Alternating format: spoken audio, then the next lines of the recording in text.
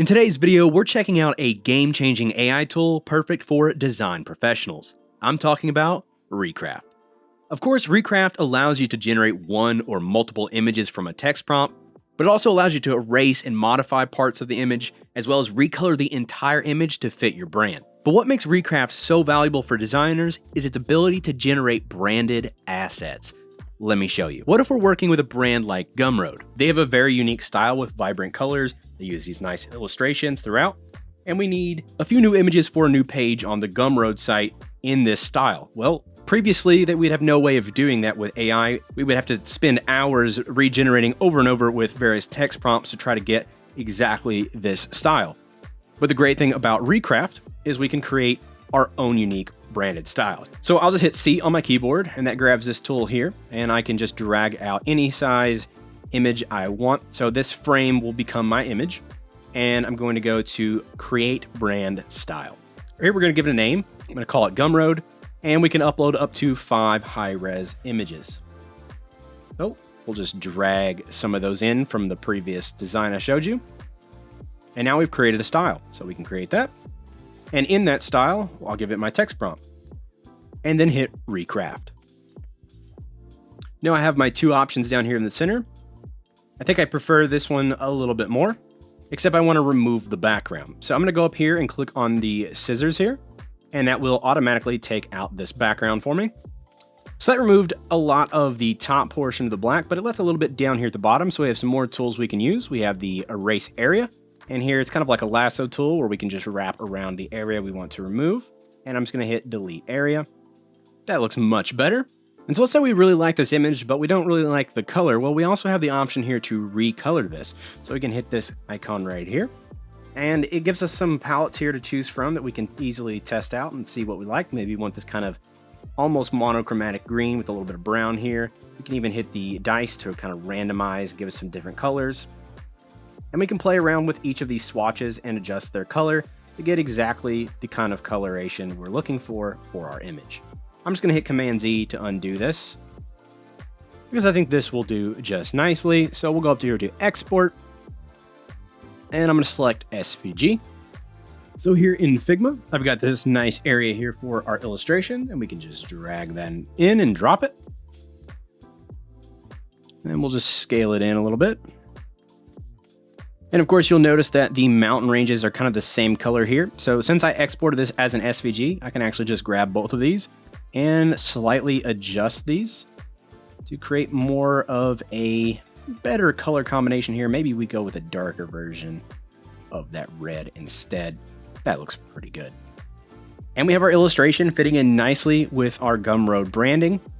And of course, if we need to make any more, we can just create a new frame here and just select our Gumroad style and type in whatever we need. Maybe we need an image set. We can do the same thing and just select that style. Now, of course, we've been using the custom style a lot, but there are other good styles here in Recraft to do things like photorealistic image generations. For that, we'll need a raster image, and this just means it's not going to be scalable. And we can type in man standing in park with hands up. And I'm going to grab the photorealistic style. So you see we have different options here under the raster tab, and we do the vector tab. And then I'm just going to hit Recraft. Of course, I have chosen this prompt on purpose just to show you how accurate Recraft's generation can be, because they have their own AI model that they trained with over 20 million parameters to get things right, like the number of fingers on a hand. Which, if you've used any other AI tools before, you know you can get some abominations with 77 fingers for no reason. And of course, as you can imagine, having a more accurate model allows you to make more professional work a lot easier. You can just look at the prompt and see Shiba Inu dog in the park, and it's given me this. I haven't spent forever targeting the proper parameters. I just chose an easy style. I like the look of this one. Maybe I want to swap to motion blur and redo this. And there we have the dog moving in the park. This option looks great too. So as you can imagine, not having to go through the hassle of adding all the parameters and adjusting the images, just picking the style you want or creating a custom style, you can easily speed up your workflow as a professional designer with Recraft. I've got two more things about Recraft I want to show you guys in today's video. Make sure you stick around for the last one because I promise it will be worth your time. It is mind-blowing. But first, I have this alien world image that I've created. It's kind of cartoon-like image. It's only 1024 by 1024. Of course, this is a vector, so I could scale this up infinitely. But I think this looks like it lacks a little bit of detail. I want more detail and a higher res image. So what I can do is go up here and select the creative upscale. And this is going to boost the resolution of the image, so it's going to make it larger, but it's also going to refine the details of the image to make it even cleaner. And so I have the original here on the left, and of course the upscaled one here on the right. And you can tell by certain areas like this one right here, it's just so much more defined and there's more shape there than there was in the previous one. If I kind of zoom in, you can see it's just kind of like paint blotches. So it adds a lot more detail to the resolution. So this may be like a concept image. I'm trying to get the feel that I like. And once I have that, I can upscale it and refine the details a little bit more. And from here, I can even do more refined work. Like let's say I want to modify this eyeball here and just go ahead and modify that. All right, so let's go ahead and move to the final feature that I want to show in today's video. This last feature being the mockup feature. So I'm going to select mockup, and it gives me a frame here. And you'll notice this time it says mockup in the top left, and we have product photo selected. So I'm going to say, let's do coffee bag, and then hit Recraft. And so now we have a coffee bag generated here. And you'll notice we have a new frame. And if we go to the logo tab here and logo symbol, we can say just a simple coffee bean.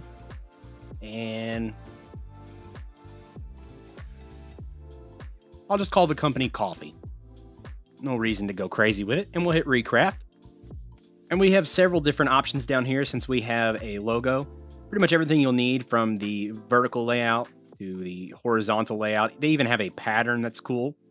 And what you can notice is as I select these down here at the bottom, they're actually wrapping around the coffee bag. So if I wanted a cool pattern on the coffee bag like this, it just tracks perfectly to the bag. If I just want the logo for some reason on there, I can scale it down, move it around, and it completely tracks the bag. When I think of futuristic AI tools, this is what I imagine, and this one blows my mind. I don't know how they did this, but it's really cool. And let me remove the background just to get that ugly thing out of the way so it looks a little bit more like something you would probably see on a shelf if it was just a logo on a bag. So if we went for like a minimal organic bag that was very minimalistic, maybe had some stuff on the back, this is a pretty cool looking mock-up. So not only does it generate the mock-up image for you, but it also generates the logo, or if you wanted to, it doesn't have to be a logo. You can easily go back to vector art and you can create some kind of cartoon or graphic to throw on this bag. But what if you want a little bit more stuff on the bag, for example, than just like the logo? I can go to vector image and just add a new one. Let's go to seamless vector, and I'll just say bright pattern. I kind of want like a mosaic or something. Actually, this looks really good, so I really like this. So I'm just going to drag this on top of that mock-up, and you'll see it snaps onto the bag, which is crazy. There's a layer system if you've seen it down here in the bottom. So what I can actually do is I want to select my logo, and I'm going to bring that to the front, and then I'm just going to drag this behind it. So now that we've changed the bag pretty much completely to this like bright, fun pattern, this isn't looking that great. It's not contrasting, so we can go in here and change the color. I'm just going to create a new palette, and we'll go and set it to black, and then hit save. And then just apply the palette there. And we have this crazy, colorful coffee bag mock-up. And that's going to do it for today's video. Make sure you check out Recraft with the link at the top of the description. And with that said, special thanks to Recraft for sponsoring today's video and making it possible. And I always like to make this clear. Sponsorship on my channel doesn't buy my opinion, it simply buys time on the channel. So everything in this video was my own opinion of Recraft, so I hope you'll check it out with the link in the description. Don't forget to subscribe for more content like this, and as always, have a great day, and I'll see you in the next one.